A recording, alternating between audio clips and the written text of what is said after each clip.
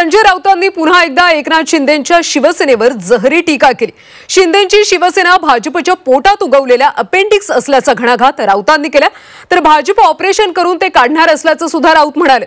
तर दुसरीकडे संजय राऊतांच्या टीकेला खासदार नरेश म्हस्केंनी त्याच भाषेत उत्तर दिले। हा भारतीय जनता पक्षाच्या पोटात उगवलेला अपेंडिक्स आहे, तो कधी कापून टाकला जाईल। पोटामध्ये एक अपेंडिक्सची गाठ येते, ती गाठ आहे अपेंडिक्सची, ती हळूहळू सुजते आणि मग ती पिकते, ती फुटते किंवा कापून टाकली जाते। तेव्हा आमचं ऑपरेशन करण्यापेक्षा तुमच्या अपेंडिक्सचं ऑपरेशन फडणवीस करतायत, जो भाजपला आलेला हा अपेंडिक्स आहे, त्याची तुम्ही काळजी घ्या।